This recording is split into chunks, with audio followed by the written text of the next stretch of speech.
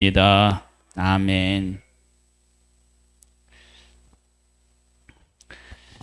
요한복음 4장 말씀을 보겠습니다.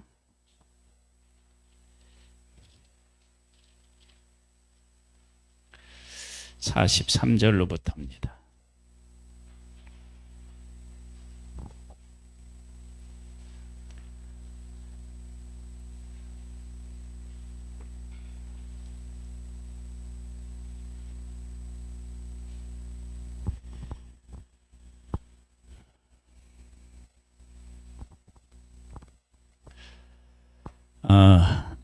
요한복음 4장 43절로부터인데요.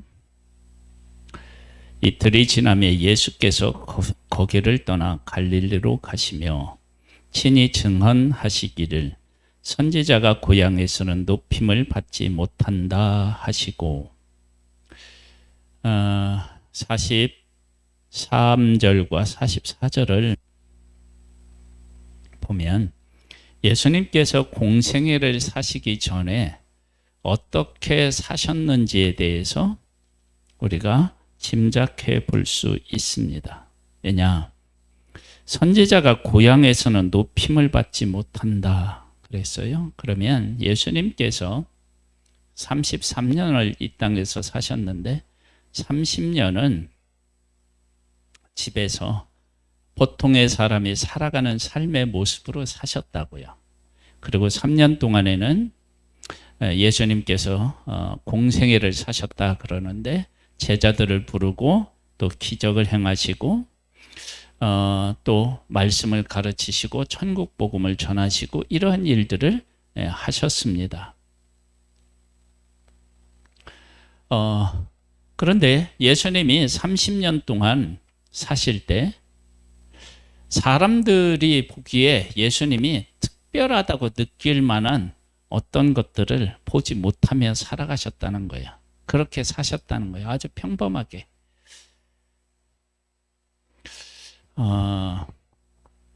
이것은 예수님의 그 이 땅에서의 삶에서 우리에게 주는 교훈이 아주 큰데요. 우리가 하나님의 일을 한다라고 얘기를 할 때 하나님의 일은 어느 한 곳을 이렇게 띄어내서 이건 하나님의 일이니까 내가 거룩하게 하고 그리고 이건 하나님의 일이 아니고 내 일이니까 내 마음대로 살아도 돼. 이런 것이 안 된다는 것입니다. 그러니까 예수님이 구원 사역을 이루시는데 3년 동안 공생애를 사시는 동안 죄가 없고 하나님 앞에 온전히 순종했기 때문에 구원 사역을 이루신 것이 아니라 예수님께서 태어나셔서 십자가에서 돌아가시는 그 순간까지 다 그 삶이 거룩했기 때문에 하나님 앞에서 십자가에 돌아가셨을 때 그 십자가를 받으시고 우리를 구원하시는 일을 하실 수 있었던 것이지 3년 동안만 거룩해서 그렇게 해야 된 것이 아니라고 하는 사실입니다. 그래서 우리들이 하나님 앞에서 살아갈 때 내가 이 일은 하나님의 일이니까 내가 거룩하게 하고 이것은 내 일이니까 내 마음대로 해야지 이렇게 하는 사람은 하나님께서 귀하게 들어 쓰실 수가 없습니다. 다윗을 하나님이 들어 쓰신 것은 다윗이 양을 칠 때 제가 보기에는 양을 어떻게 쳤느냐 목숨을 걸고 쳤다는 것은 알 수 있어요. 왜냐하면 곰과 사자하고 싸워서 양을 지켰다니까 목숨을 걸고 지켜요. 근데 여러분 목숨 걸고 양을 지킬 만한 가치가 양에게 있느냐? 내 목숨이 사실은 더 귀하죠. 근데 왜 목숨을 걸고 양을 지키냐? 그러면 그 양을 하나님의 유업으로 보는 거예요. 유업. 하나님이 주신 기업으로 보는 거예요. 그러면 하나님이 주신 기업은 어떻게 해요? 목숨처럼 소중해지는 거예요. 그러한 생각을 했기 때문에 다윗이 골리앗 앞에 섰을 때 벌벌 떨고 있는 군인들을 향하여 뭐라고 얘기해요? 하나님의 살아계신 군대라고 얘기해요. 아니 골리앗 앞에서 벌벌 떨고 있는 그런 군대를 무슨 살아계신 하나님의 군대라고 얘기할 수 있어요. 그런데 다윗은 그렇게 보지 않고 정말로 하나님의 살아계신 하나님의 군대로 그 군대를 본 거예요. 얼마나 중요한지 몰라요. 그러니까 양을 칠 때나 골리앗 앞에 섰을 때나 그리고 사울의 부름을 받아서 사울을 섬길 때나 항상 어떻게 해요? 동일한 마음으로 살았던 거예요. 요셉도 그렇게 살았어요. 그러니까 우리들이 예수님의 고향에서 높임을 받지 못하신다고 말씀하신 것은 그 갈리 나사렛이라고 하는 동네에서 예수님이 사셨잖아요. 그 사실 때 하나님 앞에 거룩하게 사신 거예요. 그런데 누가 못 알아봤느냐면 사람들이 못 알아본 거예요. 그러면 내가 거룩하게 살아도 사람들이 못 알아볼 수 있습니다. 그러니까 사람들이 못 알아본다고 해서 뭐 그것 때문에 신경 쓸 일이 없어요. 왜냐하면 하나님이 보시고 나를 받으시니까. 그래서 다윗과 같은 경우도 사무엘이 봤을 때 첫 번째 아들, 두 번째 아들, 세 번째 아들 이렇게 해서 그들이 왕이 될 만한 충분한 자격이 있구나라고 생각했는데 하나님 어떻게 뭐라고 하셨어요? 사람은 외모를 보지만 하나님은 뭐를 보신다고요? 중심을 보신다고 하시면서 다윗을 선택하셨거든요. 그러니까 예수님은 하나님 앞에서 거룩한 삶을 사셨는데 그 거룩한 삶을 사시는 예수님을 조금 다르게 보면 어떻게 볼 수 있느냐면 여러분 한번 잘 생각해 보세요. 우리들 가운데 믿음으로 살아간다고 사람들이 다 가는 길로 가지 않고 혼자 가면 그 사람을 우러러보나요? 아니면 조롱하고 손가락질하나요? 그런 경우가 훨씬 많거든요. 그러니까 예수님이 사실 때도 아마 그런 상황이 얼마든지 있을 수 있다는 것을 우리가 알 수 있습니다. 그런데 예수님은 그 길을 가신 거예요. 그런 예수님, 사람들로부터 환영을 받지 못하고 높임을 받지도 못했던 그런 예수님이 공생애를 사시고 났는데 막 기적을 베푸시고 그러는 거예요.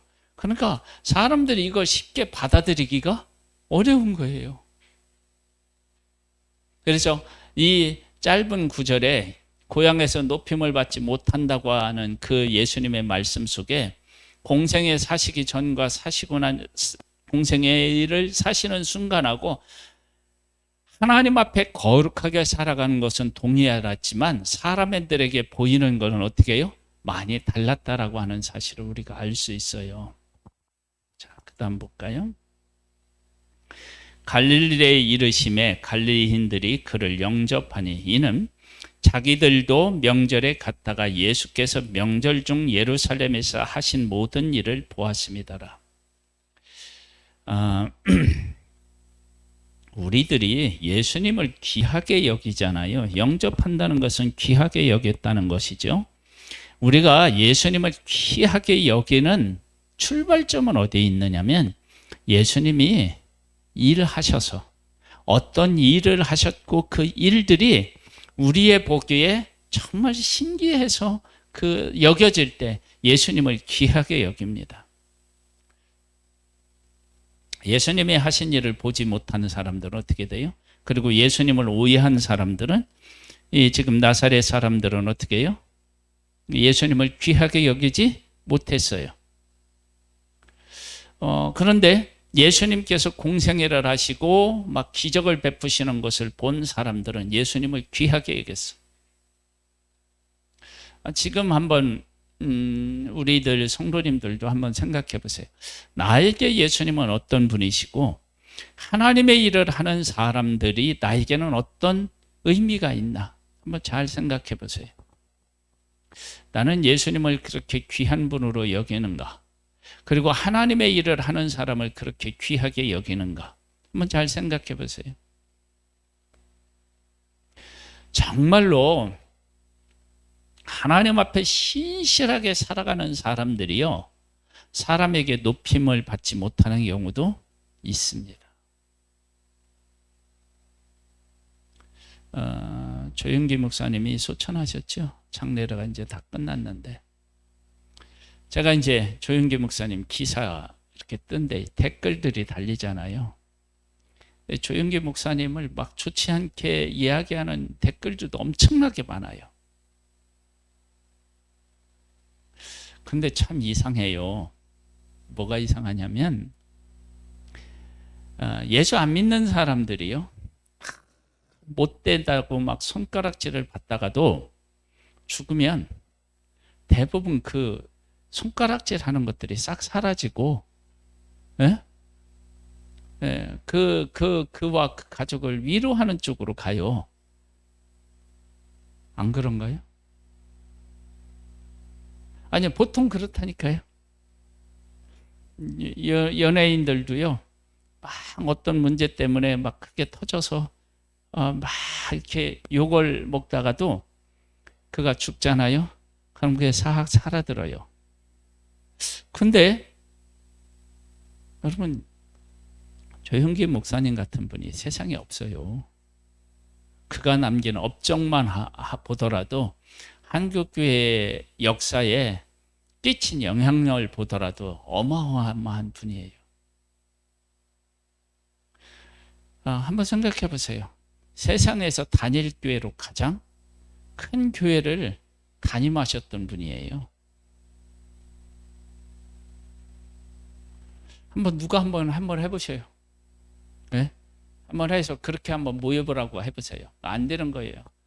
그리고 사람이 아무리 애를 쓴다고 해서 다 모이는 거 아니에요. 하나님이 모이게 하셔야 모이는 거죠.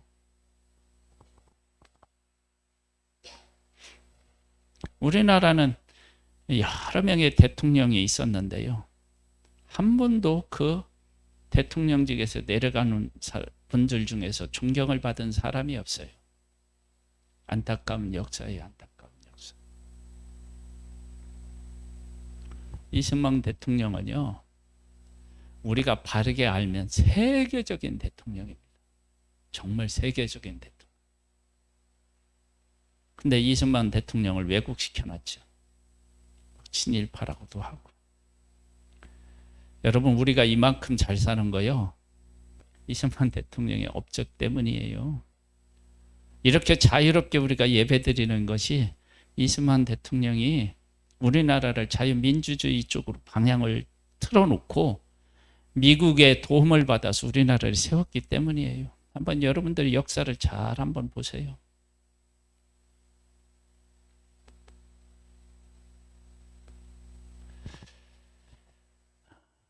뭔 얘기를 하다가,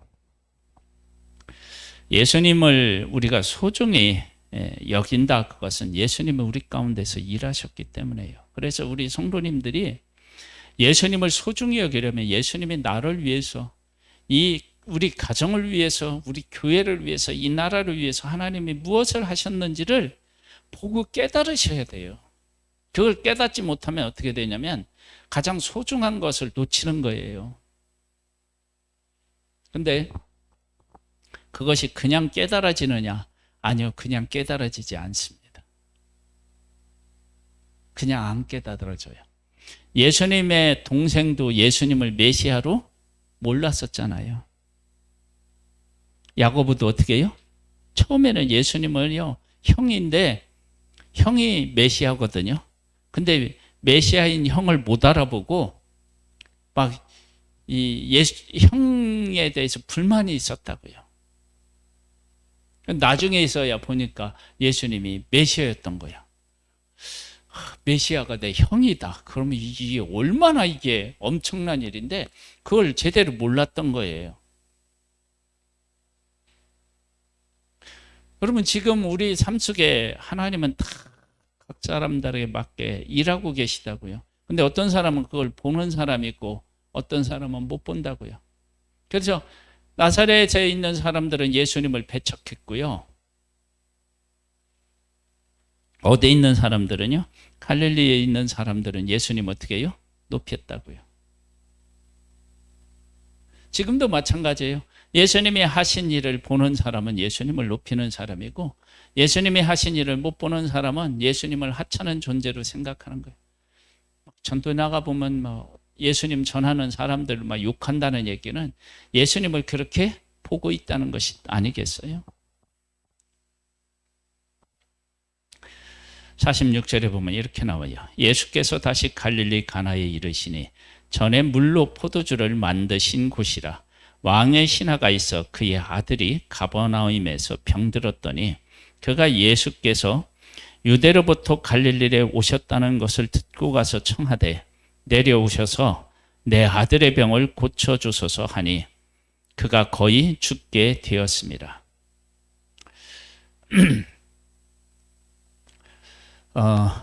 예수님을 왜 찾냐면 문제가 있어서 찾아요.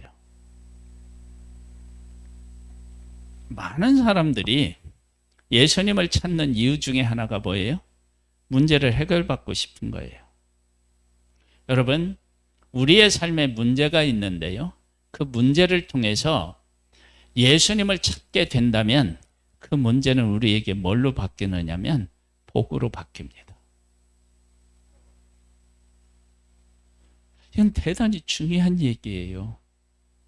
이스라엘 백성들이 애굽에서 종살이를 하면서 고통을 겪어요. 여러분, 고통을 겪는다는 것은 정말 겪지 않아야만 되는 일인데 이스라엘 백성들이 애굽에서 큰 고통을 겪으면서 누구를 간절히 찾죠?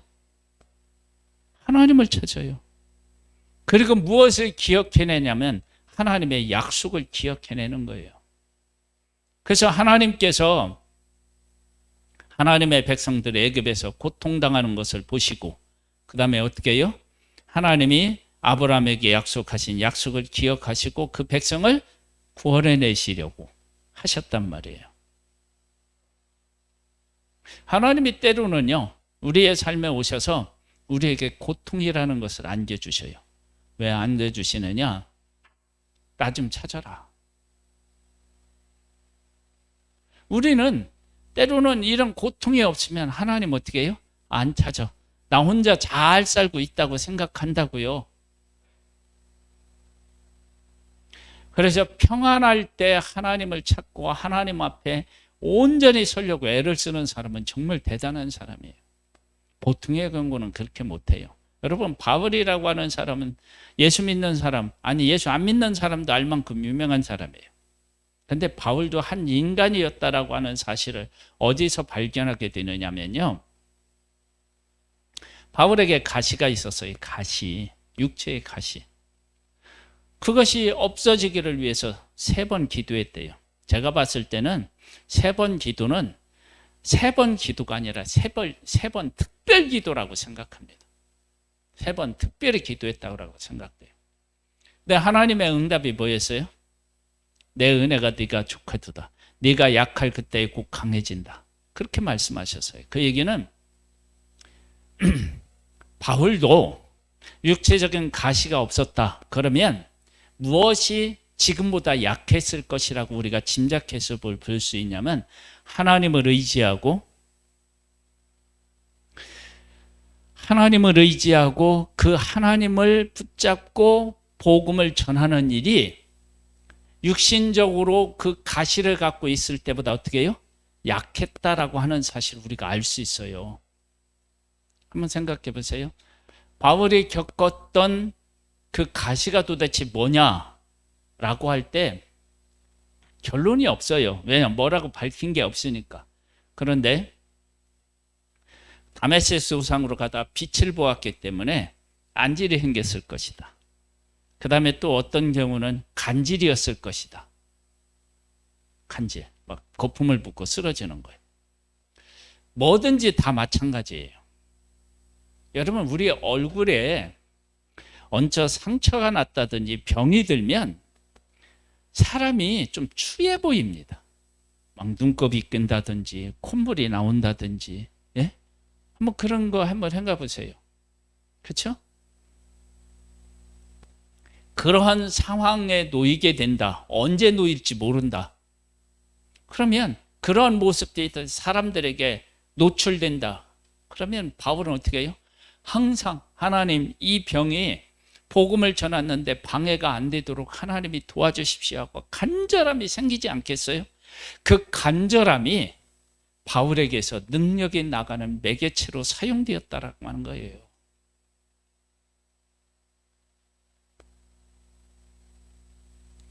그래서 우리들에게 있는 문제가 하나님을 찾는 문제로 바뀌면 그 사람은 복을 누리는 거예요.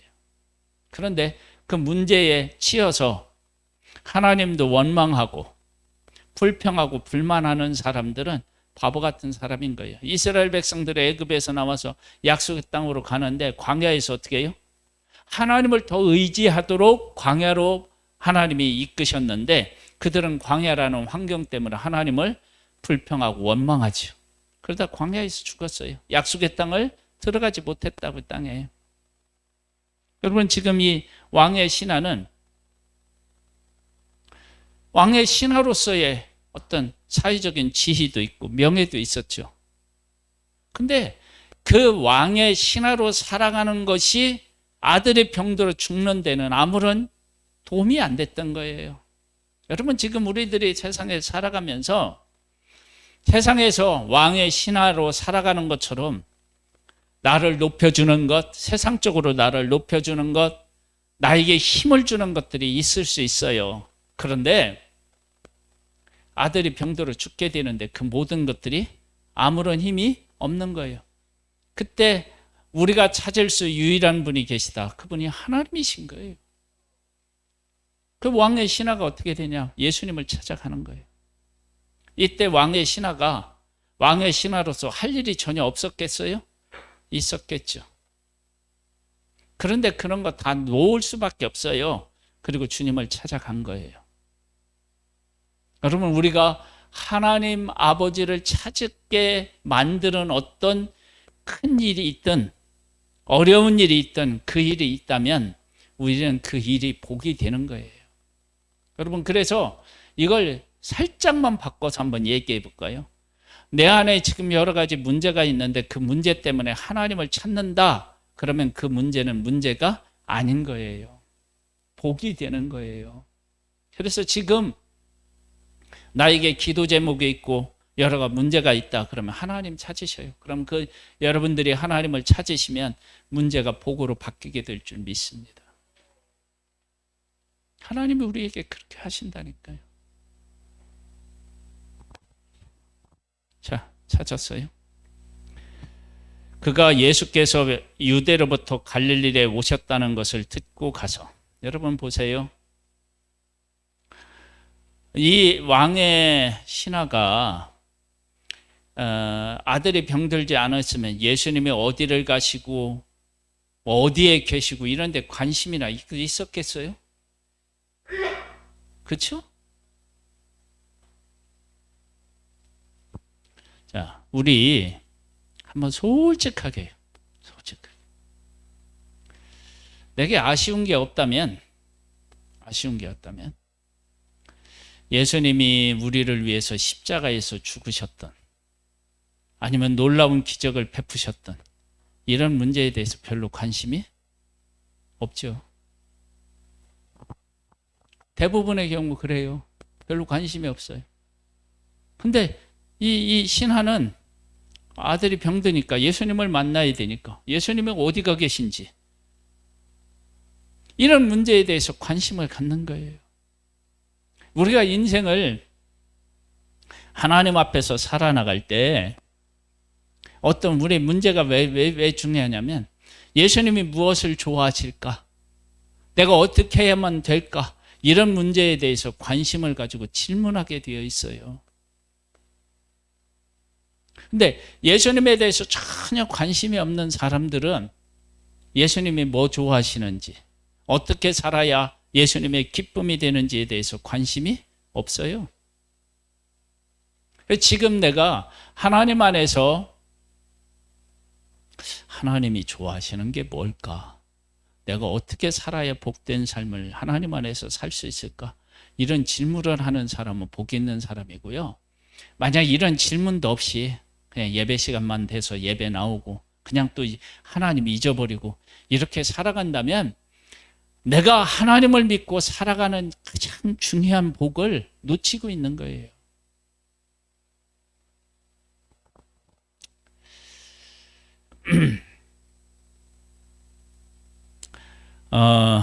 죽게 되었습니다. 예수께서 이르시되 너희는 표적과 기사를 보지 못하면 도무지 믿지 아니하리라. 여기 보면 이렇게 나와요. 표적과 기사를 보지 못하면 도무지 믿지 아니하니라. 신하가 이르되 주여 내 아이가 죽기 전에 내려오소서. 예수께서 이르시되 가라 네 아들이 살아있다 하시니 그 사람이 예수께서 하신 말씀을 믿고 가더니, 여기 정말 예수님의 신하가 예수님이 하신 말씀을 믿고 갔나요? 아니에요. 왜냐하면 밑에 보면 믿었다는 얘기가 또 한 번 나오거든요. 한번 읽어볼까요? 내려가는 길에서 그 종들이 오다가 만나서 아이가 살아있다 하거늘 그 낫기 시작한 때를 물은즉 어제 7시에 열기가 떨어졌나이다 하는지라. 그의 아버지가 예수께서 네 아들이 살아있다 말씀하신 그때인 줄 알고 자기와 그 온 집안이 다 믿으니라. 위에 믿은 것과 아래에 믿은 것이 어감이 달라요. 그럼 위는 왜 어떻게 믿었다고 우리가 표현할 수 있냐면, 한번 잘 생각해 보세요. 왕의 신하가 예수님 앞에 나와서 아들이 병들어서 지금 죽게 되었으니까 고쳐달라고 그랬어요. 그 아들에 대한 소망은 누구에게밖에 없어요? 예수님에게밖에 없는 거예요. 근데 그 예수님이 야, 네 아들이 나았다. 가라, 살아있다, 가라 그랬어요. 예수님이 그 말씀을 하셨을 때 보니까 같이 갈 의향이 없는 것 같아. 예? 그러면 그 예수님 앞에 막 때를 싣고 같이 가자고 하기도 그렇고. 그러니까 어떻게 해요? 예수님이 말씀하신 것을 반신반의하면서 그러면서 집으로 갈 수밖에 없는 상황인 거예요. 사실 보면. 그러면서 간절함이 있었겠죠. 예수님이 이렇게 말씀하셨을 때 내 아들이 살아났으면 좋겠다. 좋겠다. 막 이런 마음을 가지고 갔겠죠.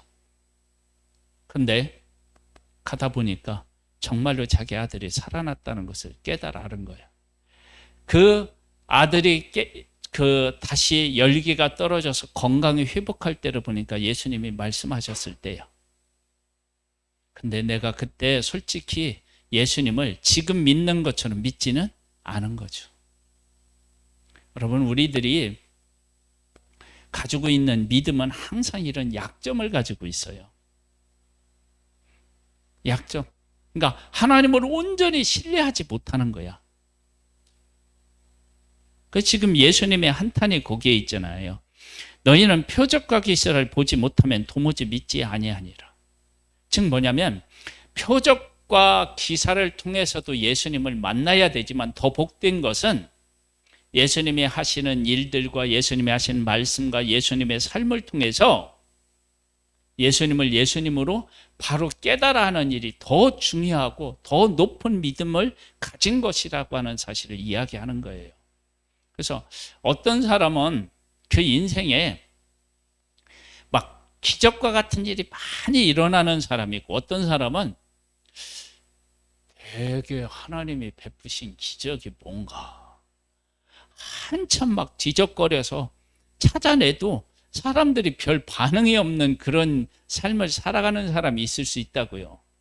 그걸 기적이라고 얘기하냐, 그런 게 보일 수 있단 말이에요. 그런데 실상은 어떤 사람이 더 믿음이 있는 사람이냐면, 하나님이 특별한 일을 하지 않았는데도 하나님을 신뢰하고 믿고 따르는 사람이 진짜 믿음이 있는 사람이에요. 그럴 때는 아멘이 안 나오잖아요. 막. 역사가 일어날지어다. 아멘! 일어날 줄 믿습니다. 이래야지. 그렇죠?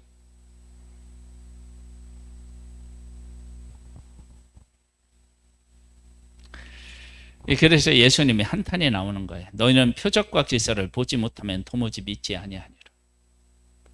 그것도 누구에게 일어나야 돼요? 표적과 기사도 나에게 일어나야 되죠. 에? 나에게 안 일어나는 일은 어떻게 해요? 별로 중요하지도 않고, 그걸 통해서 예수님을 어떻게 해요? 믿고 의지하고 싶지도 않은 거야. 나한테 일어나야 돼.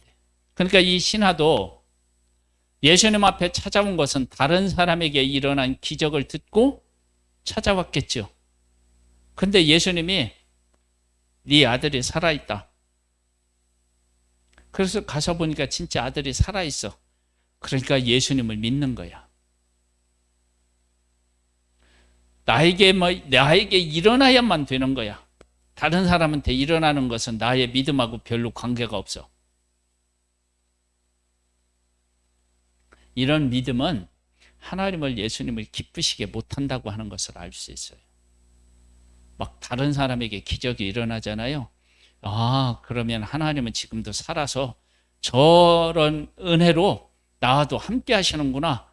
그렇게 믿고 고백하고 나아가는 사람을 하나님이 기뻐하시는 거예요. 그래서 다른 교회에 막 지금 전도의 문이 열렸다는 것을 왜 그 얘기하느냐? 아니, 다른 교회에서 일어났는데 우리 교회에서는 안 일어나겠어요. 그리고 하나님께서 우리들이 전도하고 이렇게 나아가면 다른 교회는 막 새신자가 오는 것으로 역사하실 수 있고 우리 교회는 또 다른 쪽으로도 역사하실 수 있는 거예요.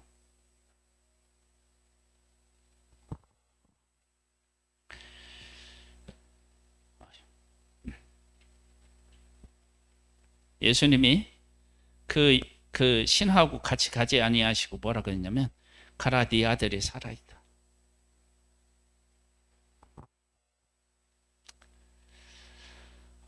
가나 혼인잔치에서 물이 포도주 변한 거와 크게 다르지 않아요. 시공간을 초월하시는 분이셔요.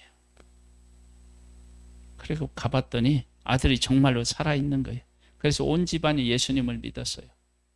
여러분, 잠깐 이 신하의 아들은 아들의 중병으로 인하여서 고통을 겪었지만 온 가족이 예수님을 믿는, 예수님을 진짜 만나는 그런 복을 누리게 되었어요. 여러분, 문제는 누구에게나 다 있습니다. 근데 그 문제를 가지고 예수님의 어떤 분이신지를 만나는 사람은 인생을 복된 인생으로 바꾸는 것이고, 예수님을 만나지 못하면 인생을 어떻게 해요? 괴로운 거예요. 슬픈 거예요. 여러분 속에 지금 어떤 문제가 있습니까? 그 문제를 통해서 예수님 우리에게 말씀하셔요. 네 아들이 살아있다니까. 그리고 주님을 우리가 만나는 거예요. 우리 교회가 특별히 많이 막 사람들이 오고, 근데 우리도요, 코로나 바로 전에 우리 성도님들이 이상하게 특별히 오는 사람이 없는 것 같은데, 더 오는 사람이 없는 것 같은데, 우리 교회 성도들의 막 예배 참석하는 인원이 막 올라가고 있을 때 코로나가 왔어요. 여러분들 그걸 느끼실지 모르겠지만 그랬을 때 우리 교회는 뭐 한 주인가 두 주인가 뭐 잠깐 예배 안 드리고 계속 예배를 드렸잖아요. 그런데 우리 교회에 살아계신 하나님의 역사가 얼마나 많은지 몰라요. 아니, 우리 김정은 목사님이 또 우리 문상영 목사님 저를 이렇게 만나서 이야기를 하면서 이런 얘기를 많이 해요. 우리 이수 목사님 정말 대단하다. 뭐가 그렇게 대단하냐? 이게 욕일 수도 있고요. 다르게 보면 진짜 엄청난 것일 수도 있는데, 우리 교회만한 사이즈의 교회가 건강하고 튼튼하고 소망을 품고 가는 교회가 생각보다 많지 않아요. 그냥 이렇게 짓눌려 있고요. 우리는 실패한 게 아닌가라고 하는 그런 좌절의식 막 이런 것들에요. 막 짓눌려 있다니까요. 그런데 여러분, 우리 교회에서 그런 거 느끼셔요? 아니, 느끼시는 분도 있겠지만요. 아니, 저는 그렇게 안 느낀다니까요.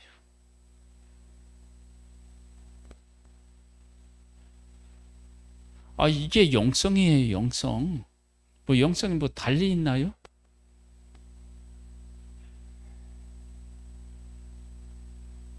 그러니까 하나님께서 우리 교회를 위해서 하신 놀라운 일들이 있다고요. 그것을 우리가 보면 우리의 믿음이 자라나고 우리의 문제가 복으로 바뀌는 것이고, 그 문제를 그렇게 일하시는 하나님을 못 만나면 우리는 문제 속에 치여서 살아가는 거예요.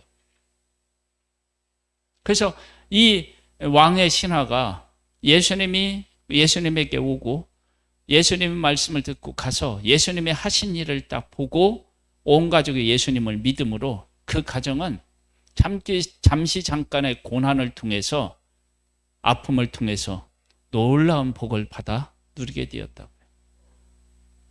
이렇게 우리의 인생을 바꾸실 수 있는 주님이 지금도 우리와 함께 계셔요. 그분이 뭐라고 말씀하시냐면, 가라, 네 아들 살아있다. 그렇게 말씀하시는 예수님의 음성을 듣고 그 일이 정말로 내 가운데 이루어졌다는 것을 확인해야 돼. 확인하면 어떻게 되느냐? 불신앙, 반신반의했던 것에서 믿음의 자리로 확 옮겨지는 거예요. 그러면 어떻게 되느냐? 그게 복이 돼요. 그럼 믿음의 자리로 오세요. 하나님을 만나시고 하나님의 살아계신 것들을 경험하시라고. 왜냐하면 그분은 지금도 살아계시니까.